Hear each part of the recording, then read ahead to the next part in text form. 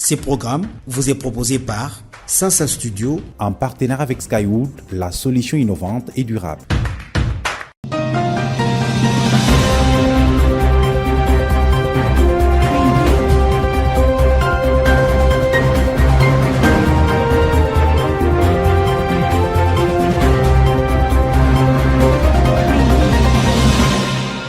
Mesdames et messieurs, très heureuse de vous retrouver dans le compte de Sasa Magazine, votre rendez-vous hebdomadaire d'information. D'abord, les sommaires. Pérennisation des acquis du programme Justice, Autonomisation et Dignité de la femme et la jeune fille au Kasaï central, l'ONG FMMDI met en place un centre d'apprentissage professionnel. Objectif: assurer la prise en charge socio-économique des survivants de violences sexuelles et celles basées sur le genre. Sasa Magazine. Les développements et les bien-être à travers le musée est possible. C'est l'essentiel du message lancé par le responsable du musée national de Kananga en marge de la journée internationale de musée. Les détails de ces titres d'ici peu dans votre magazine. Assurer la prise en charge socio-économique de survivantes de violences sexuelles et celles basées sur le genre, c'est la mission assignée au Centre d'encadrement professionnel, initié par l'ONG Femmes Main dans la Main pour le développement intégral, qui a été présentée à Kananga. Une initiative en vue d'assurer la pérennisation des acquis du projet, justice, autonomisation et dignité de la femme et de la jeune fille. Marlène Kankou et Passika Bouya, reportage. Ces nouveaux centres d'apprentissage professionnel a pour rôle d'assurer la prise en charge socio-économique des survivantes des violences basées sur les genres. Après les programmes JAD a envie de pérenniser ses acquis. Cette initiative salvatrice est présentée à la délégation conjointe composée des membres de l'INFPA, PNUD, BCNUDH et du ministère du Genre en mission à Kananga pour palper les réalisations de ces programmes dont les activités sont arrivées à terme. Aujourd'hui, PNUD nous a remis un petit fonds pour commencer une petite activité génératrice de revenus. FMDI a pensé faire un centre d'apprentissage professionnel de femmes et de filles dans tout le métier. Nous aurons la coupe-couture de haute facture, nous aurons la peinture, nous aurons la menuiserie, nous aurons l'esthétique, nous aurons aussi le service traiteur. Voilà les activités que nous allons mettre sur terrain et aussi un grand centre d'apprentissage. Ces centres d'apprentissage professionnel vont mener différentes activités génératrices de revenus comme stratégie pour la sortie a envie de pérenniser les activités du programme JAD, dont les activités seront clôturées officiellement au mois de juin, avait pour objectif de contribuer à la réduction des violences sexuelles et celles basées sur les genres. Skywood, la solution innovante et durable. 7 nouveaux infirmiers de la ville de Cabinda ont été admis au tableau de l'Ordre national des infirmiers du Congo, ONIC.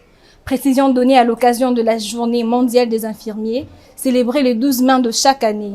Sylvain Fizemou-Kadi nous en fait le point. Suivez. C'est sous cette ambiance que la Journée internationale des infirmiers a été célébrée ce vendredi 12 mai à Cabinda, chef-lieu de la province de Lomami, sous le thème « Nos infirmiers, notre avenir ». Au total, 7 infirmiers de la ville de Cabinda ont été admis au tableau de l'Ordre national des infirmiers du Congo, ONIC en sigle, lors de cette célébration couplée à la remise de permis d'exercice. C'est le conseiller du gouverneur de province en matière de santé, Dr François Kazatchikout, qui en a présidé en présence du ministre provincial de la Santé, Dr Jean-Baptiste Bouichirata, les chefs de division de la santé Fred Boulobombayo, les corps soignants et quelques élèves des instituts techniques médicaux de la place. Pour Jean-Baptiste Kahumba, président provincial de l'ONIC, l'inscription à l'ordre est une exigence incontournable pour exercer dans la légalité la profession infirmière. Dr François Kazadi-Chiputo, alors représentant du gouverneur de province à cette cérémonie, a invité les infirmiers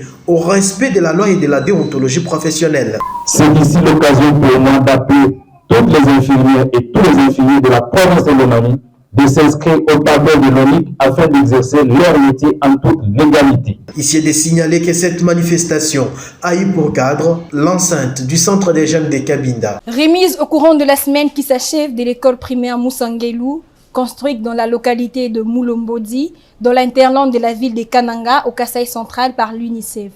Le directeur pays de l'UNICEF, qui a assisté à la cérémonie, a salué l'appui de la communauté dans la construction de cette école. Espérons Daniel Kamboulou et Passika Bouya signent ces reportages.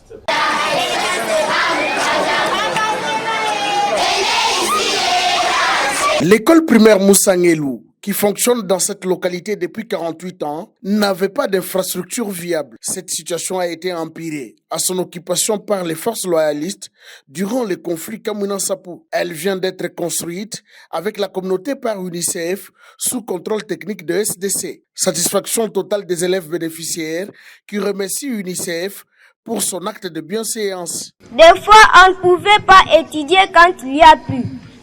Aujourd'hui, vous nous mettez dans les conditions favorables pour bien étudier. Les représentants de l'UNICEF en République démocratique du Congo, Grant Leati, profitent également de cette mission dans le Grand Kasaï pour identifier d'éventuels besoins en faveur d'un plaidoyer auprès de bailleurs de fonds. C'est aussi pour cela que je suis venu. Parce que maintenant que j'ai vu, ça me permet d'aller parler avec les autres partenaires, le bailleur de fonds, aussi avec le ministère de l'Éducation au niveau national.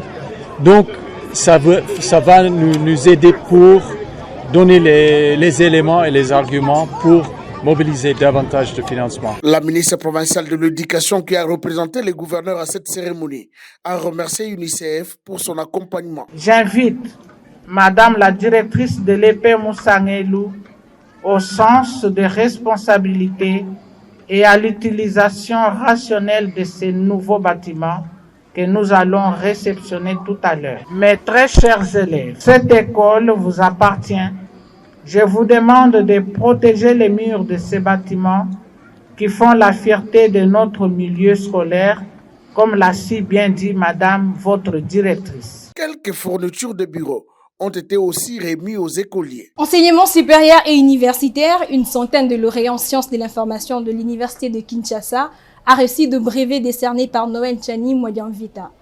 La cérémonie s'est déroulée dans la salle de réunion du ministère des Affaires étrangères dans la commune de la Gombe. Retrouvons Basile Mouya et Francis Mawete pour plus de précisions. Venus par centaines, accompagnés de leur parenté, les lauréats ont répondu présents à cette cérémonie marquant la fin de leur cursus universitaire. Satisfaits de ces couronnements, deux d'entre eux, Maïta Marie et Wemba Sami, se sont dit confiants et déterminés quant à leur avenir professionnel. Bon, mes félicitations à nous tous et bon. Avant de féliciter nos lauréats, je pourrais d'abord commencer par féliciter nos parents parce que ce sont nos garants. Ils ont eu beaucoup sacrifié pour nous, alors nous les félicitons et d'abord et nous félicitons aussi les lauréats parce que c'est par leur volonté, même si les parents pouvaient fournir leurs efforts, mais si un enfant ne veut pas, ça ne pourra toujours pas aboutir à un bon résultat tel qu'aujourd'hui. J'ai été très ému par cette collation, en tout cas j'ai vraiment la joie. Je suis vraiment très content avec tout ce monde, ça me fait vraiment plaisir. Invité à cet événement pour décerner les brevets aux lauréats et lauréates en sciences de l'information et de la communication de l'UNIKIN, le professeur Noël Tchani Mwadianvita, dit loi des pères et des mères, les a appelés à plus d'engagement et de responsabilités face à l'étape d'embauche. Vous savez, quand on est passé par le banc de l'école, comme on a été, et qu'on a vu les enfants se démêler pendant plusieurs années pour arriver au bout de leur peine, on ne peut que s'en réjouir de voir aujourd'hui qu'ils ont réalisé au moins un objectif dans leur vie. Ils ont terminé le cursus universitaire. Donc j'étais très content de les voir tous, si je peux dire, donc sauter de joie. Et j'étais aussi content de voir que derrière eux, il y avait leur famille, les parents, qui en ont vu de toutes les couleurs. Parce que quand on est parent et qu'on a un enfant dehors là et on veut qu'il puisse réussir dans la vie, le premier point de passage obligé, c'est l'université. Et quand il est passé par l'université de Kinshasa, comme on dit, c'est la colline inspirée, on ne peut que s'en réjouir. Donc je suis très content d'avoir été associé à cet événement et de les féliciter donc de vive voix pour ce qu'ils ont réalisé dans leur vie. Lors de cette décoration, para et lauréats ont envahi la mythique salle des réunions du ministère des Affaires étrangères et ses alentours pour de séances photos. Des scènes de liesse et d'effervescence ont également ponctué ce moment.